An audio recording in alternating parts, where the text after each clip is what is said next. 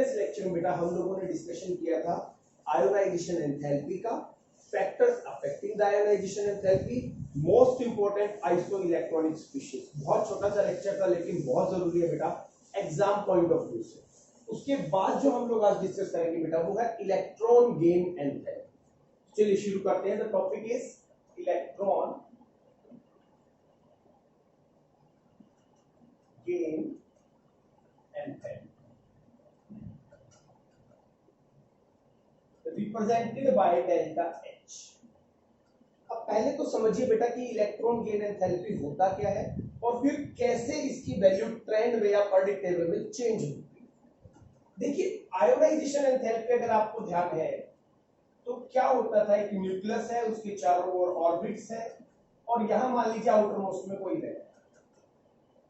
हम क्या करते थे बेटा, फ्रॉम एन एक्सटर्नल सोर्स इसे हीट देते थे और एक पर्टिकुलर अमाउंट ऑफ एनर्जी देने पर यह इलेक्ट्रॉन इजेक्ट हो जाता, बाहर आ जाता था अपने ऑर्बिट से, यानी कि न्यूक्लियस का जो अट्रैक्शन है उसको ओवरकम कर देता है। तो ये जो मिनिमम अमाउंट ऑफ एनर्जी है जो इलेक्ट्रॉन को बाहर निकालने के लिए हमें चाहिए थी, उसे हमने नाम दिया था आयोनाइजेशन एंथैल्पी।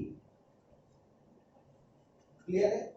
अब इलेक्ट्रॉन गेन एंथैल्पी और आयोनाइजेशन एंथैल्पी कहीं ना कहीं एक दूसरे से रिवर्स पैटर्न में चलते हैं।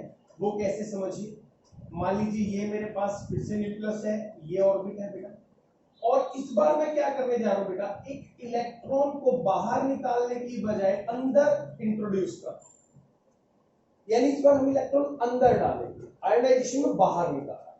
ठीक है, तो जब हम इस इलेक्ट्रॉन को अंदर डालेंगे बेटा तो एनर्जी का कुछ ना कुछ एक्सचेंज होगा, एनर्जी का कुछ ना कुछ एक्सचेंज होगा।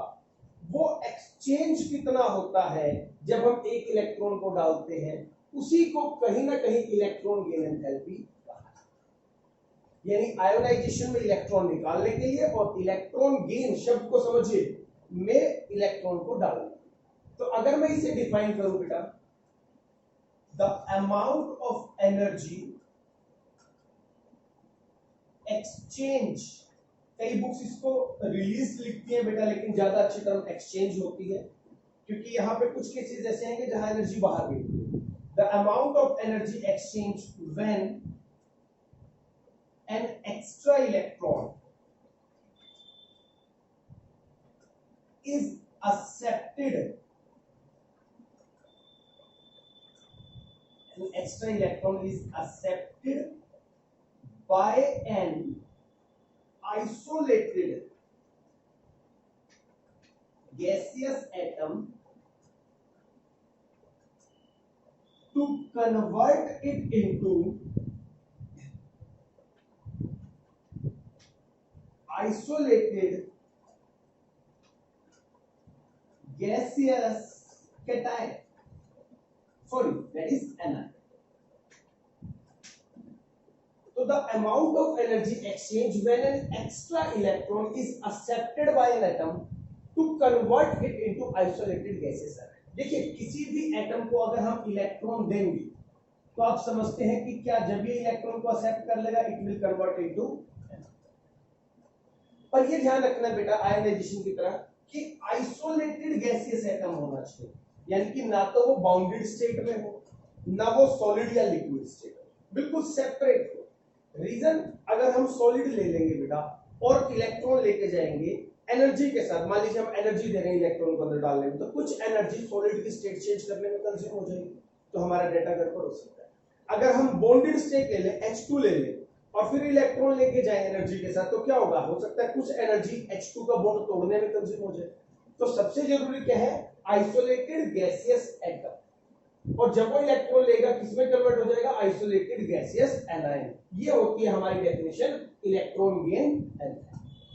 ठीक है जी, तो इलेक्ट्रॉन गेन एंथैल्पी मोटे तौर पे क्या है बेटा, जब हम किसी आइसोलेटेड गैसियस एटम को एक एक्स्ट्रा इलेक्ट्रॉन दें और वो उस एक्स्ट्रा इलेक्ट्रॉन को लेते हुए एनर्जी का जो एक्सचेंज करता है, चाहे वो एब्जॉर्ब करे चाहे वो रिलीज करे, इज कॉल्ड इलेक्ट्रॉन गेन। तो इसकी जो यूनिट्स है बेटा वो कहीं ना कहीं आयोनाइजेशन की ही तरह है, that is kilocalorie kilojoule per mole, और you can say kilocalorie per mole, और इलेक्ट्रॉन, क्योंकि एनर्जी की यूनिट चलेंगे आयनाइजेशन में भी हो। तो अब एक्चुअल में समझते हैं कि ये जो हमारा ट्रेंड है प्राइमरी टेबल का, मोस्ट ऑफ द एलिमेंट्स यहाँ पे हम लोगों ने कवर किए हैं, वहां पर आयोनाइजेशन एंथैल्पी का क्या सिस्टम, कैसे क्या इसका प्रोसेस रहता है, वो सब हम लोग समझे। तो देखिए सबसे पहले अगर आपको इलेक्ट्रॉन गेन एंथैल्पी समझनी है तो ये मान लीजिए मेरे पास कोई ऑब्जेक्ट, समझिएगा, अगर ये समझ में आ गया तो वो सारा समझ में आ गया। अब मान लीजिए मैं इसे एक एक्स्ट्रा इलेक्ट्रॉन दे रहा हूं, ठीक है। अब एक्स्ट्रा इलेक्ट्रॉन देने के बाद दो चीजें, या तो आपका ये एटम स्टेबल हो जाएगा, फॉर एग्जांपल मान लीजिए मैं बात करता हूं fluorine, atomic number 9, 1s2 2s2 2p5, ठीक है जी, 9 इलेक्ट्रॉन्स आ गए हमारे पास। अगर एक और आ जाए तो ये बन जाएगा noble gas. Noble gas means, ठीक है। तो कुछ एटम क्या करते हैं, जब उन्हें वो इलेक्ट्रॉन मिलता है बेटा तो वो स्टेबल हो जाते हैं, क्लियर है। चलिए अगर अब मैं बात करूं हीलियम,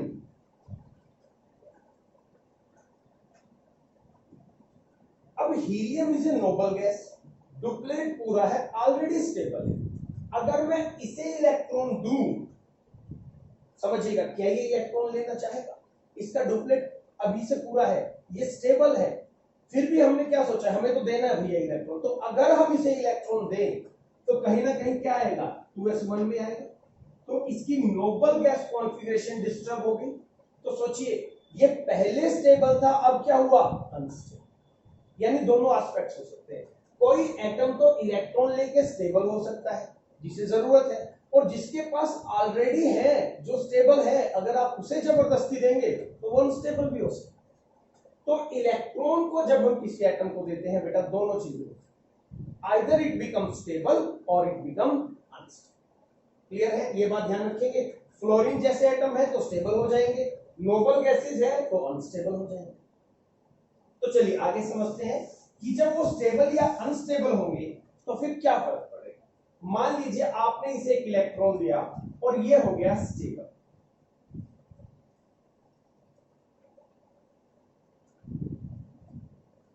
या फिर कोई दूसरा केस है, मान लीजिए केस ए लिया मैंने, कोई ये atom he by chance electron लेके क्या हो जाए, अनस्टेबल, दैट इज अनस्टेबल। तो जब कोई चीज स्टेबल या अनस्टेबल बनती है तो वहां एनर्जी कैसे डील करती है, क्या एक्सचेंज होता है, वो सोचिए। अब आपको पता है कि जो स्टेबल कॉन्फ़िगरेशंस होती हैं उनकी एनर्जी हमेशा लो होती है, और अनस्टेबल की एनर्जी हमेशा हाई होती है, always at high energy, always have high energy, have high energy. और इनकी एनर्जी हमेशा क्या होती है, लो होती है। Stable is always at low energy, unstable is always at high energy, आपको ध्यान। तो चलिए मान लीजिए मैंने इसे एक इलेक्ट्रॉन दिया, इस एटम को मान लीजिए मेरे पास x है, समझना है, आराम से समझ में आ जाएगा। तो इलेक्ट्रॉन लेने के बाद ये हो गया स्टेबल। अब स्टेबल की एनर्जी क्या है, लो एनर्जी होती है। तो एनर्जी लो का मतलब क्या है, एनर्जी कम है, क्लियर है। इसका मतलब यहां से यहां आते हुए एनर्जी घटी, कम हुई, डिक्रीज हुई, यानी रास्ते में कुछ एनर्जी बाहर निकली। क्या मेरी बात समझ पा रहे हैं? देखिए किसी की एनर्जी 100 है, आपने इलेक्ट्रॉन दिया वो 50 पे आ गया, 100 से 50 किलो जूल कहां गई, बाहर निकल गई। तो यहां क्या होता है बेटा, इस प्रोसेस के दौरान एनर्जी बाहर निकल, ठीक है। अगर मैं बात करूं इसकी तो we can say energy released, energy released. अगर कोई एटम इलेक्ट्रॉन लेकर अनस्टेबल हो रहा है, अनस्टेबल का मतलब उसकी एनर्जी पहले से बढ़ गई, मान लीजिए 100 पे था, आपने इलेक्ट्रॉन दिया उसको तो वो 150 पे चला गया, 150, तो 50 किलो जूल बढ़ी अब बढ़ कैसे सकती है? By the gain of energy. वो एनर्जी लेगा, क्या होगा? Gain of energy.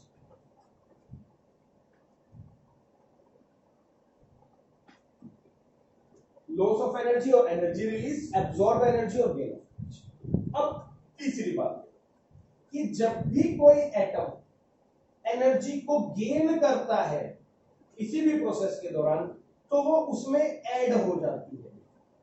जैसे ह्यूमन बींग्स, हम मान लीजिए सिस्टम, मैं कोई सिस्टम हूं, मैं बेटा कोई भी मान लीजिए मैं चाय पी रहा हूं, मैं खाना खा रहा हूं, मैं दूध पी रहा हूं, कुछ भी कर रहा हूं, तो वो एनर्जी जो है फूड स्टफ के थ्रू वो मेरी बॉडी में ऐड हो रही है, तो उसे हम पॉजिटिव से इंडिकेट करेंगे, भाई खाना वाना खा लिया, अब एनर्जी फुल हो गई। अब हम क्या करते हैं, दिन भर काम करेंगे तो क्या होगा? एनर्जी बाहर निकलेगी, तो बाहर निकलने वाली एनर्जी को हमेशा नेगेटिव कंसीडर किया जाए।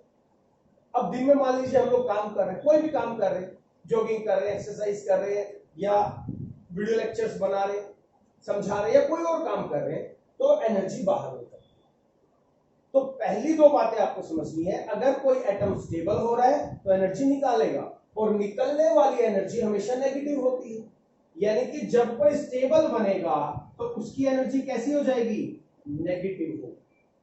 और अगर कोई एटम बेटा जी अनस्टेबल हो रहा है तो उसकी एनर्जी बढ़ेगी, तो यानी कि उसकी एनर्जी हो जाएगी पॉजिटिव। ये मैं इलेक्ट्रॉन गेन एंथैल्पी एनर्जी की बात कर रहा हूं। बेसिकली अब एनर्जी टर्म यूज नहीं होता, हम लोग जब पढ़ते थे तो एफिनिटी होता था, वो भी नहीं होता, अब एंथैल्पी टर्म यूज होता है, इलेक्ट्रॉन गेन। तो सीधा सा सिस्टम है बेटा। अब आपको क्या करना है, पीरियोडिक टेबल में कोई भी एलिमेंट उठा, आप उसे इलेक्ट्रॉन दो, इलेक्ट्रॉन देने के बाद उसकी इलेक्ट्रॉनिक कॉन्फ़िगरेशन में कोई बदलाव आएगा ना बेटा, आप उसको लिख के देखिए, पहली कॉन्फ़िगरेशन भी लिखो, फिर इलेक्ट्रॉन देखिए।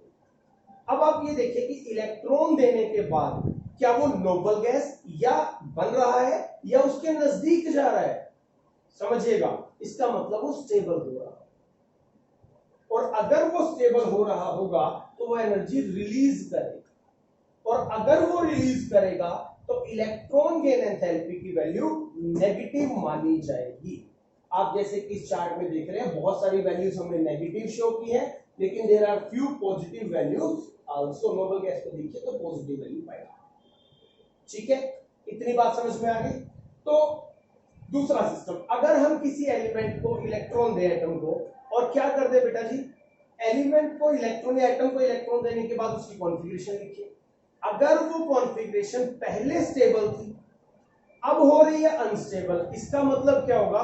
वो इलेक्ट्रॉन लेके अनस्टेबल हो रहा है, यानी कि वो हायर एनर्जी पे जा रहा है। और अगर हायर एनर्जी पे जा रहा है, इसका मतलब वो एनर्जी गेन कर रहा है। तो इस केस में उसकी इलेक्ट्रॉन गेन एंथैल्पी बेटा जी पॉजिटिव कंसीडर होगी। तो पहले तो ये समझिए, इलेक्ट्रॉन गेन एंथैल्पी नेगेटिव भी हो सकती है और पॉजिटिव भी हो सकती है। क्लियर है? It can be negative as well as positive. तो अब थोड़ा सा इसका ना और डीपली स्टडी करते हैं। पहले ये समझ गए नेगेटिव भी हो सकती है, पॉजिटिव भी। स्टेबल होगा तो नेगेटिव, अनस्टेबल होगा तो पॉजिटिव हो जाएगी। ठीक है, तो चलिए अब बात करते हैं बेटा कि भाई वो कौन कौन से फैक्टर हैं जो इलेक्ट्रॉन गेन एंथैल्पी को अफेक्ट करते हैं। चलिए, factors affecting the electron gain enthalpy. Factors affecting the electron gain enthalpy. Factors affecting electron gain enthalpy. Number one बेटा, जर्नली समझिए, अगर आप इस टेबल को देखेंगे तो देखिए negative negative negative negative negative negative negative negative negative negative, ये सारी भी नेगेटिव जो शो नहीं कर रहा हूं, नेगेटिव नेगेटिव, ये सारे नेगेटिव। सिर्फ पॉजिटिव तो सिलेक्टेड है, यू कैन से रेयर है। तो जो मोटे तौर पे माना जाता है वो ये है कि इलेक्ट्रॉन गेन एंथैल्पी की वैल्यू नेगेटिव होती है, और नेगेटिव का मतलब रिलीज होता है। इसीलिए जब बुक में डेफिनेशन लिखी जाती है बेटा, तो they called the amount of energy released. But आपने देखा, मैंने अपने डेफिनेशन में कहा था एक्सचेंज, क्योंकि भले ही रेयर है लेकिन 8-10 एलिमेंट ऐसे हैं जिनकी इलेक्ट्रॉन गेन एंथैल्पी पॉजिटिव भी होती है। यानी कि नेगेटिव भी और पॉजिटिव भी, यानी कि एब्जॉर्ब भी और रिलीज। तो जब दोनों काम होते हैं तो we have to use the term exchange. हाँ, मेजॉरिटी में रिलीज होती है, इसलिए जनरली बुक्स इसको रिलीज लिखते हैं। तो अब देखिए बेटा, फैक्टर्स में पहला फैक्टर है एटॉमिक साइज। एटॉमिक साइज का फैक्टर आपके पास। और अब हम मानते हैं कि जनरल जो ट्रेंड है वो नेगेटिव का है, तो हम नेगेटिव को लेकर एक्सप्लेन करेंगे, पॉजिटिव वाले स्पेशल केस में अलग से देखेंगे। तो मान लीजिए बेटा मेरे पास दो एटम्स, एक ये है और एक कुछ इस तरीके से। अब आपको समझना है, ये A है, ये B है बेटा। अब मैं क्या कर रहा हूं, दोनों को इलेक्ट्रॉन देने की कोशिश कर रहा हूं, इसे भी इलेक्ट्रॉन दे रहा हूं और इसको। अब मुझे एक बात बताइए बेटा कि मान लीजिए एक न्यूक्लियर फैमिली है, छोटा परिवार है, और एक बड़ा परिवार है। इस परिवार में 4 लोग हैं, इस परिवार में 40 लोग हैं। थोड़ा समझिएगा, अगर मान लीजिए एक इंसान और आ जाए, सोचना है आपको, 4 लोगों का परिवार है, 40 लोगों का परिवार है, दोनों में एक एक इंसान और आ जाए, तो ज्यादा अफेक्ट कौन होगा, 4 वाला कि 40 वाला? सोच के देखिए, एक में ऑलरेडी 40 है, एक और आ गया 41, उसे फर्क ही नहीं पड़ेगा ज्यादा। क्यों? पहले से 40 लोग थे भाई, 41वां महसूस भी नहीं होगा। समझ पा रहे? लेकिन जहां 4 लोग थे, जिन्हें 4 लोगों के साथ रहने की आदत थी, वहां 5 होने का मतलब एटलीस्ट 20% अचानक से उनकी पॉपुलेशन बढ़। तो जितना छोटा एटम होता है, इलेक्ट्रॉन आने पर समझिएगा उतना ज्यादा प्रभावित होता है। क्लियर है? जैसे जैसे साइज बढ़ता है वैसे वैसे इलेक्ट्रॉन आने का प्रभाव ना के बराबर होना शुरू हो जाता है। यानी कि इतने बड़े एटम्स हैं, इलेक्ट्रॉन आए ना आए इन्हें कोई फर्क नहीं पड़ता, इन्हें जाने में भी दिक्कत होती है और आने में भी। क्यों? क्योंकि छोटा साइज। हमेशा ध्यान रखना बेटा, एटम जितना छोटा होगा उतना ज्यादा प्रभावित होगा, उतना ज्यादा अफेक्ट होगा, चाहे बात हो इलेक्ट्रॉन को निकालने की, चाहे बात हो इलेक्ट्रॉन को डालने की। ठीक है जी? तो पहली बात एटॉमिक साइज। अब मान लीजिए इन दोनों के आने पर एनर्जी बाहर आ रही है, मान लेते हैं अनस्टेबल हो रहे हैं, एनर्जी बाहर आ रही है, तो ज्यादा प्रभावित कौन हुआ? छोटा। समझ पा रहे? तो इसकी जो एनर्जी है वो ज्यादा बाहर आएगी, लार्ज। तो जो नेगेटिव वैल्यू है, क्योंकि बाहर आएगी तो नेगेटिव, तो इसकी वैल्यू क्या होगी? Large negative value. किसकी? इलेक्ट्रॉन की। यहां भी बाहर आएगी, लेकिन क्योंकि इसे ज्यादा फर्क नहीं पड़ा, पहले से 40 से एक और आ जाए, तो यहां वैल्यू हो जाएगी लेस नेगेटिव। दोनों में बाहर आएगा बेटा, लेकिन ये लार्ज और यू कैन से मोर नेगेटिव वैल्यू शो करेगा और ये लेस। क्या ये बात समझ में आई? दो, एक छोटा एटम एक बड़ा एटम, दोनों को इलेक्ट्रॉन दिया, दोनों अनस्टेबल। ठीक है, यहां तक तो क्लियर है? इसे भी इलेक्ट्रॉन दिया, इसे भी, दोनों क्या हो गए? अनस्टेबल। अब अनस्टेबल तो हो गए, प्रभाव किस पे ज्यादा पड़ा? इस पे प्रभाव पड़ा 1%, मान लीजिए मोटे तौर पे 2% लगा लो, इस पे पड़ा 20%, क्योंकि 4 से 5 हो गए, तो क्या होगा? It will be more affected. और अगर ये मोर अफेक्टेड होगा तो ये ज्यादा एनर्जी रिलीज करेगा। क्लियर है? वजह की। तो यहां से हमें समझ में आता है कि एटॉमिक साइज जैसे जैसे बड़ा होता है, इलेक्ट्रॉन गेन एंथैल्पी की वैल्यू नेगेटिव तो है लेकिन लेस नेगेटिव होती जाती है। ध्यान रखिएगा, the value of electron gain enthalpy become less negative as the size of atom increase. समझे इस बात को? Becomes less negative as the size of atom increase. तो ये था हमारा पहला फैक्टर कि साइज बढ़ेगा, और मान लीजिए वैल्यू, क्योंकि हमने जनरल टर्म में नेगेटिव ली है, तो क्या हो जाएगा? इसकी वैल्यू एक तरीके से लेस नेगेटिव होती है। दिखाता हूं मैं आपको, देखिए यहां देखिए, hydrogen, lithium, sodium, potassium, rubidium, caesium. अब हो क्या रहा है? नीचे की तरफ आते हुए साइज हमेशा बढ़ रहा है आपका साइज। तो क्या हो रहा है? वैल्यू नेगेटिव थी, हाइड्रोजन का साइज छोटा है। ये अब यहां एक बहुत जरूरी बात बताता हूं बेटा, कि ये जो नेगेटिव है ना, नेगेटिव, ये साइन कन्वेंशन है। अब एक बच्चा बोला कि सर देखो, ये तो -73 है और ये -46 है, तो बताओ कौन सी वैल्यू बढ़ी? मैंने कहा भैया ये वैल्यू बढ़ी। बोले सर फिर ये वैल्यू बढ़ी तो मतलब इसने ज्यादा एनर्जी निकाली है। मैंने कहा नहीं, समझिए, नेगेटिव सिर्फ एक साइन है which means value sorry energy बाहर आ रही है। एक नेगेटिव को ढक के देखिए, ये 73 किलो जूल, ये 60, ये 53, 48, 47, 46, यानी ये 73 किलो जूल एनर्जी बाहर निकाल रहे हैं और ये 46 निकाल रहे हैं। नेगेटिव तो सिर्फ ये रिप्रेजेंट करता है बेटा कि जो वैल्यू है यानी कि जो एनर्जी है वो बाहर जा रही है। इसका मैग्नीट्यूड में इसको काउंट नहीं करना है नेगेटिव। ये 73 किलो जूल बाहर निकाल रहा है, ये 46 किलो जूल बाहर निकाल। नेगेटिव मींस बाहर निकाल, पॉजिटिव मींस अंदर आ। तो negative and positive are only sign convention, जो ये दिखाएंगे कि एनर्जी बाहर आ रही है कि अंदर आ रही है। उसे आपने मैग्नीट्यूड में कंसीडर नहीं करना। क्या बात समझ में आई? मैं एक बार और समझाता हूं। मान लीजिए कोई भी एटम है, ये 40 किलो जूल एनर्जी बाहर निकाल रहा है, एक दूसरा एटम है ये 60 निकाल रहा है, ठीक है। अगर मैं इन दोनों के आगे नेगेटिव लगा दूं तो ये क्या हो जाएगा -40, ये क्या हो जाएगा -60। सोच के देखिए आप। अब इस हिसाब से तो क्या हो जाएगा, आप कंफ्यूज हो जाएंगे कि भाई क्या ज्यादा है क्या कम है, किसकी एनर्जी कम है किसकी ज्यादा है। तो थोड़ा समझिए, जो नेगेटिव है ये सिर्फ साइन है। इसने 40 निकाली, अगर ये छोटा है तो मान के चलिए ज्यादा निकाले, ये 60 निकाल रहा है, ये 40 निकाल रहा है। क्लियर है? तो नेगेटिव और positive just a sign convention, जिसका मतलब है कि अंदर आ रही है भैया, ये बाहर। तो एटॉमिक साइंस, ठीक है जी। इसके बाद हम लोग बात करते हैं बेटा नेक्स्ट जो फैक्टर है दैट इज हाफ फील्ड और यू कैन से इलेक्ट्रॉनिक कॉन्फिगरेशन।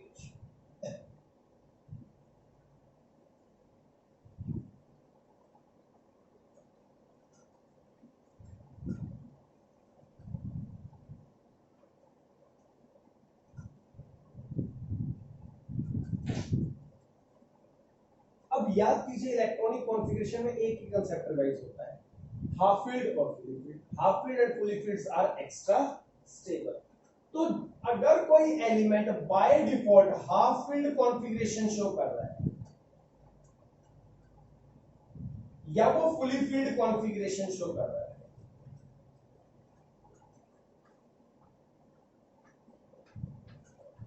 मैं बात कर लेता हूं नाइट्रोजन की, atomic number 7, 1s2 2s2 2p3, तो ये हो गया जी 2p3 का हाफ।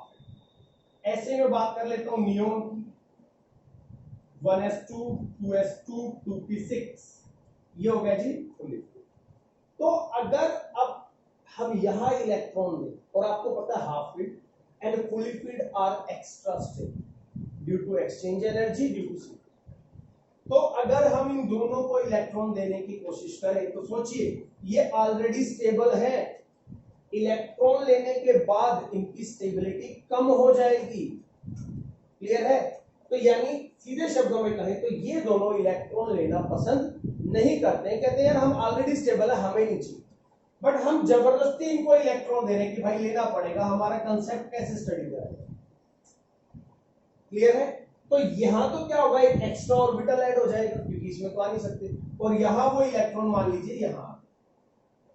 तो क्या अब ये हाफ फील्ड और फुली फील्ड ये नोबल गैस रहे? यानी इनको नुकसान हुआ है इलेक्ट्रॉन को एक्सेप्ट करने, या आप कह सकते हैं ये इलेक्ट्रॉन एक्सेप्ट करने पर अनस्टेबल हो गए, ऊपर आ गए। अनस्टेबल की एनर्जी ज्यादा होती है, इसका मतलब ये इलेक्ट्रॉन लेना नहीं चाहते थे, हमने जबरदस्ती फोर्सफुली एनर्जी की मदद से इनको इलेक्ट्रॉन पकड़ा दिया। तो इनको लेना तो पड़ा लेकिन दे बिकम अनस्टेबल, और अनस्टेबल जब होते हैं मान लीजिए तो वो एनर्जी को गेन करते हैं, और जब एनर्जी गेन की जाती है बेटा तो हम उसे पॉजिटिवली यू कैन से रिप्रेजेंट करते हैं। तो जनरली आप देखेंगे कि भाई नोबल गैसेस जो है वो हमेशा पॉजिटिव वैल्यू ही शो कर रही है क्योंकि they are already stable, fully filled, octet complete है, they are not willing to accept an electron. फिर भी हमने सोच रखा था कि भाई हमें तो दे के ही आना है, तो क्या होगा, हमें जबरदस्ती इनको इलेक्ट्रॉन देना पड़ेगा, तो ये हो जाएंगे अनस्टेबल। और अनस्टेबल का मतलब दे विल गेन एनर्जी, और जब गेन करेंगे इसका मतलब the value will be positive. इसीलिए ध्यान से देखिए यहां पर हमारे पास क्या है, इलेक्ट्रॉन गेन एंथैल्पी की वैल्यू जो नोबल गैसेस की है वो पॉजिटिव है। ठीक है, ऐसा ही कुछ हाफ फील्ड में मिलेगा आपको। ये देखिए नाइट्रोजन का केस, पॉजिटिव वैल्यू। लेकिन ये नहीं समझना है बेटा कि नीचे जाते जाते क्या हो रहा है, ये वैल्यू भी पॉजिटिव रहेगी, नहीं। अब याद कीजिए नीचे जाते हुए साइज क्या हो रहा है, बढ़ रहा है। साइज बढ़ रहा है यानी कि 4 लोगों से 40 लोगों का परिवार। अब उस 40 वाले को आप इलेक्ट्रॉन देंगे तो उसे ज्यादा फर्क ही नहीं पड़ेगा, दे दे भाई कुछ, थोड़ा बहुत फर्क पड़ेगा, ही विल एडजस्ट। लेकिन जो छोटे साइज के एटम होंगे उनको बहुत फर्क। तो ये जो पॉजिटिव वैल्यू है आपको याद रखनी पड़ेगी। बेरिलियम, बेरिलियम क्यूब देखिए 1s2 2s2 कंप्लीट है इसके पास, और एक एक्स्ट्रा इलेक्ट्रॉन देंगे तो ये जो फुली फील्ड है ये खत्म हो जाएगा, 2p1 में आएगा। सेम मैग्नीशियम, उसके बाद ये इफेक्ट खत्म हो जाता है, क्यों, साइज डोमिनेट कर जाता है। साइज इतना बड़ा होता है, कहता आ रहा है आने दे भाई, मेरा कुछ नहीं जा रहा। तो याद रखिएगा बेटा सारी की सारी noble gas number 1, nitrogen number 2 और बेरिलियम और मैग्नीशियम ये वो एलिमेंट्री आइटम्स हैं जो positive value of electron gain enthalpy show करते हैं। अगर कोई पूछे ये क्यों करते हैं, you have to show their configuration, fully filled है, भले ही एस है लेकिन स्टेबल है। नाइट्रोजन क्यों करता है, हाफ फील्ड है। नोबल गैस क्यों करते हैं, फुल। क्लियर है। तो यहां से कुछ क्वेश्चंस आपके आ जाते हैं, समझ गए ना बात को क्या होता है आपके लिए। पहली बात, फर्स्ट क्वेश्चन बहुत जरूरी है, why noble gases have positive value of electron gain enthalpy।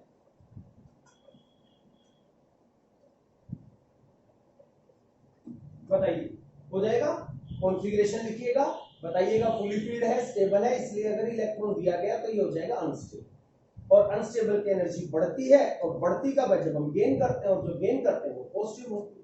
तो ऐसे बेटा जी आपको अपने कंसेप्ट को इतना क्लैरिफाई कर लेना है कि वो कुछ भी पूछ रहे हैं उसको हैंडल कर, रटना नहीं होता। साइंस अगर रट ली तो फिर साइंस खराब।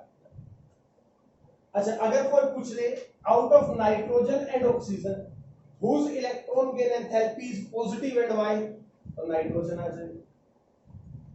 रीजन क्या है, हाफ फील्ड कॉन्फ़िगरेशन। बेरिलियम और बोरॉन में पूछ ले तो बेरिलियम आ जाएगा। सीधी सी बात है बेटा, सारी की सारी नोबल गैस नाइट्रोजन, बेरिलियम और मैग्नीशियम, इन्हें याद रखना, इनकी इलेक्ट्रॉन गेन एंथैल्पी होती है पॉजिटिव, बाकी सबकी नेगेटिव। ठीक है, हो जाएगा ये क्वेश्चन तैयार। नाइट्रोजन ऑक्सीजन में नाइट्रोजन पॉजिटिव, बेरिलियम बोरॉन में बेरिलियम पॉजिटिव, और नोबल गैसेस तो सारी ही पॉजिटिव। चलिए आगे देखते हैं।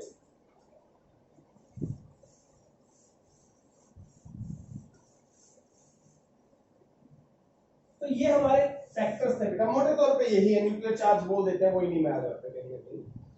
तो अब यहाँ पे एक क्वेश्चन और बनता है बेटा, नोट करना है आपको, why halogens have very high negative value of electron gain enthalpy। पहले तो क्वेश्चन को समझिए। सबसे पहली बात, व्हाई हैलोजेंस, हैलोजन का मतलब क्लोरीन, क्लोरीन, ब्रोमीन, आयोडीन, एस्टर, हैव वेरी हाई, बहुत ज्यादा, negative value of electron gain. पूरी पीरियोडिक टेबल में देखिए सबसे ज्यादा -328, 349, 325, इनसे ज्यादा नेगेटिव वैल्यू किसी की है। तो ये पूछ रहे हैं ऐसा क्यों, तो सारे जवाब इलेक्ट्रॉनिक कॉन्फ़िगरेशन में शिफ्ट होते हैं। देखिए फ्लोरीन की अगर मैं बात करूं, एक समझ में आ जाएगा तो सारे आ जाएंगे। अब यहां हो गया 2p5,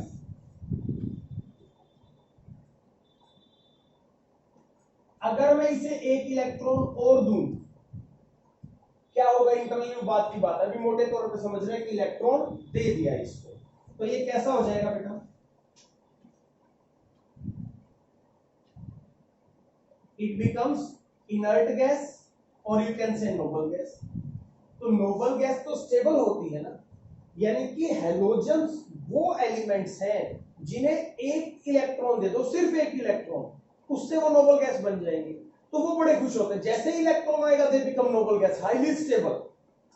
तो उससे क्या होगा, यहां कोई हेलोजन है, आपने इलेक्ट्रॉन दिया, स्टेबल हो गया, यहां आ गया भैया। तो दे आर मोस्ट विलिंग कि भाई जल्दी से एक इलेक्ट्रॉन आ जाए और हम क्या बन जाए, नोबल गैस। और नोबल गैस का मतलब स्टेबल, यानी खूब सारी एनर्जी निकाल। और कोई एलिमेंट ऐसा नहीं है जो एक इलेक्ट्रॉन की मिलने पर नोबल गैस बनता है। तो हेलोजन्स क्योंकि नोबल गैस के सबसे नजदीक होते हैं, जैसे ही एक इलेक्ट्रॉन मिलता है they become highly highly highly stable. इसका मतलब वो खूब सारी एनर्जी बाहर निकाल। ठीक है, तो यू हैव टू से कॉन्फ़िगरेशन लिखना है, ये आ गया। That's why by with the gain of an extra electron they become highly stable inert gas or noble gas. That's why they release maximum negative का मतलब तो है बाहर आना है। ये क्या करते हैं, ज्यादा एनर्जी निकालते हैं। हम नेगेटिव क्यों लगाते हैं, क्योंकि बाहर निकाल।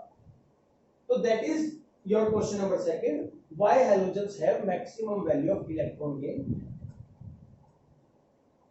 अच्छा जी, आगे समझ। जैसे कि मैंने आपको एटॉमिक साइज के बारे में बताया कि भाई अगर साइज बढ़ता है तो इलेक्ट्रॉन गेन एंथैल्पी का प्रभाव कम होता जाता है, छोटा परिवार बड़ा। पहली बात तो ये, तो प्रभाव किस पे ज्यादा होगा, छोटे परिवार। और हेलोजन है तो प्रभाव है क्या, एनर्जी निकालने का प्रभाव नेगेटिव है। तो ये सारे के सारे बेटा जी नेगेटिव शो करेगा। लेकिन ज्यादा कौन शो करेगा, जो छोटा होगा। अब मान लीजिए ये शो कर रहा है एक तरीके से 368। हाँ, घबराओ मत, मैंने टेबल में -328 लिखा, अभी मैं यहां लिख रहा हूं 360। समझ, ये कर रहा है बेटा जी 349, ये कर रहा है 325, ये कर रहा है 295 और ये कर रहा है 270। अब एक मिनट के लिए इस नेगेटिव को ढक लो आप। ज्यादा एनर्जी कौन निकाल रहा है, फ्लोरीन। उसके बाद कौन निकाल रहा है, भाई फ्लोरीन निकाल रहा है 368, ये निकाल रहा है 49, 25, 95, यानी कि हमारा साइज वाला कंसेप्ट ठीक काम कर रहा है। लेकिन जब हमने एक्चुअल में इनकी एनर्जी निकाली बेटा, तो यहां कुछ चेंजेस आए और जो इसकी एनर्जी थी वो थी 328, होनी चाहिए थी मान लीजिए 360। अब ये क्या गड़बड़ हो गई भैया, इस हिसाब से तो हमारा ट्रेंड वो गड़बड़ हो गया। अब होता क्या है ये समझिए इस केस में बेटा, फ्लोरीन एक बच्चे की तरह। देखिए होता क्या है, आपके साथ भी होगा, हमारे साथ भी होता है। कई बार घर पे ना गेस्ट आते हैं, जब छोटे होते हैं तब की बात कर रहे हैं, गेस्ट आते हैं बेटा घर पे, और इंडियन ट्रेडिशन है कि वो कुछ ना कुछ पैसे बच्चों को दे जाते हैं। अब मैं अपना एक एक्सपीरियंस बताता हूँ समझने के लिए कि भाई क्या है। मान लीजिए मैं छोटा था जब, तो मान लीजिए मेरे रिलेटिव्स हैं, मामा जी घर पे है, और जाते हुए उन्होंने क्या किया कि भाई 100 रुपए मुझे देने, चाहे जो भी ट्रेडिशन होता है, आपको पता है ट्रेडिशन ऐसा ही होता है। अब हमें क्या सिखाया गया है परिवार में, अपनी मदर क्या कहते हैं, पैसे नहीं लेने किसी से। समझ पा रहे, ध्यान है, आप लोगों के साथ भी शायद ऐसा कुछ हुआ होगा। तो मामा जी मुझे 100 रुपए दे रहे हैं, लेकिन मुझे क्या सिखाया गया है कि पैसे नहीं लेने। अब मेरा मन क्या कह रहा है एक्चुअल में, सोच के देखिए अंदर का वो जो समझ रहे हो लालची, ले ले भाई, क्या जा रहा है। लेकिन मुझे सिखाया क्या गया है, नहीं लेने। सिखाया क्या गया है, लोगे तो पिटोगे। तो मैं क्या करता हूँ, अरे नहीं मामा जी रहने दो। ये होता है कई बार, अरे बेटा कोई बात नहीं कभी कभार तो ऐसा चलता है। लेकिन अगर मान लीजिए मेरा प्रभाव ज्यादा हो जाए, मैं बड़ा एक तरीके से ना सॉलिड, मामा जी नहीं बिल्कुल नहीं लूंगा, तो एक गड़बड़ हो सकती है। हो सकता है मामा जी कहे चल ठीक है फिर कोई बात नहीं, 50 तो रख ले। अब जैसे ही मैंने 50 लिए, मेरा मन क्या कर रहा है, क्या नुकसान हो जाएगा, क्योंकि मैं क्या कर गया, ओवर रिएक्ट कर गया। मुझे मना करना था, लेकिन थोड़ा थोड़ा मना करना था ताकि 100 आ जाए। लेकिन मैंने क्या कर दिया, फोर्सफुली कि मामा जी नहीं बिल्कुल नहीं लूंगा। तो क्या हुआ, 100 की बजाय 50 से कम चला, नुकसान हो गया। तो यहाँ फ्लोरीन हम लोगों की तरह, अभी फ्लोरीन के आउटर मोस्ट में ये देखिए समझिए 7 इलेक्ट्रॉन होते हैं, 7। मामा जी आए कहता है कि भाई ले, एक इलेक्ट्रॉन दे रहा हूं। अब फ्लोरीन को क्या लगता है, फ्लोरीन को लगता है कि उसके पास ऑलरेडी 7 है, और वो क्या है, इलेक्ट्रॉन है। क्या चार्ज है, नेगेटिव है। एक और नेगेटिव आ रहा है, रिपल्शन हो जाएगा, नुकसान हो जाएगा। तो ये क्या करता है, मना करता है, मुझे नहीं चाहिए। अरे क्यों नहीं चाहिए? नहीं भैया मेरे को नहीं चाहिए, रिपल्शन होगा, अनस्टेबल हो जाऊंगा। ये सोच ही नहीं पाता कि अगर इसने इलेक्ट्रॉन ले लिया तो ये क्या हो जाएगा, इसके आउटरमोस्ट में 8 इलेक्ट्रॉन हो जाएंगे और ये बन जाएगा इनर्ट गैस। तो ये क्या करता है बेटा, इस इलेक्ट्रॉन के आने को अपोज करता है, विरोध करता है। क्लियर है? अब जब इलेक्ट्रॉन आएगा और ये अपोज करेगा, और हमने सोच रखा है क्योंकि इलेक्ट्रॉन गेन एंथैल्पी स्टडी करने की हम तो देखे जाएंगे, तो हमें बाहर से एनर्जी इसे देनी पड़ेगी फोर्सफुली। अब वो एनर्जी होती है 40। अब मान लीजिए जो एनर्जी हमने इसको दी वो किसमें कंसीडर होगी, प्लस में कंसीडर होगी, क्योंकि इसने वो एनर्जी ली है। अब जैसे हमने 40 किलो जूल जबरदस्ती जेब में डाल दिया, जैसे ही 40 किलो जूल एनर्जी इसको दी बेटा, ये हो गया नोबल गैस। और इसने क्या किया, -368 किलो जूल एनर्जी बाहर निकाल दी। इसको पता चला क्या कितना बड़ा नुकसान कर रहा था। फायदा हो रहा था इलेक्ट्रॉन लेने पे तो नोबल गैस था, लेकिन नुकसान तो हो चुका। देखिए ओवरऑल क्या हुआ, इसने भले ही 368 किलो जूल एनर्जी निकाली है समझने के, लेकिन 40 किलो जूल कंज्यूम भी तो करवा दी। तो नेट में कितनी, भाई 40 अंदर आई, 368 बाहर गई, तो नेट में कितनी बाहर आई, 328। क्या समझ पा रहे? क्लोरीन ये सारा खेल देख रहा था कि फ्लोरीन के साथ क्या हुआ। तो जब उसे इलेक्ट्रॉन देने आए तो उसने कोई मना नहीं किया, यानी कि उसकी ये वाली वैल्यू, यानी कि यहां जो 40 थी उसकी जरूरत हमें नहीं पड़ी। बट क्योंकि उसका साइज बड़ा था तो वो 368 नहीं निकाल पाया। कितनी निकाल पाया, 349। लेकिन क्योंकि उसने ड्रामा नहीं किया वो 40 के लॉस से बच गया। तो फाइनली जब हमने स्टडी किया, बाकी सब में एज इट इज क्लोरीन की तरह होता है बेटा, तो होनी तो क्लोरीन की चाहिए इलेक्ट्रॉन गेन एंथैल्पी, लेकिन पाई किसकी गई, क्लोरीन। तो ये क्वेश्चन बहुत आता है एग्जाम में बेटा कि आउट ऑफ फ्लोरीन एंड क्या, बात समझ गए, फ्लोरीन की क्यों ज्यादा हो गई, क्योंकि फ्लोरीन नोटेंकी कर रहा था, नुकसान हो गया उसको। ठीक है, तो हम तो नेट निकालेंगे ना, 40 अंदर गए, 368 बाहर आई, 328 में।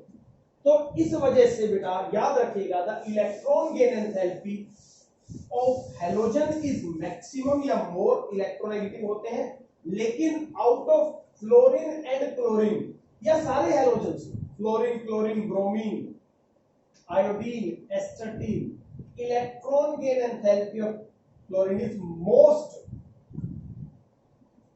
नेगेटिव। ये आपको ध्यान, 340। रीजन क्या लिखेंगे, due to small size of fluorine, due to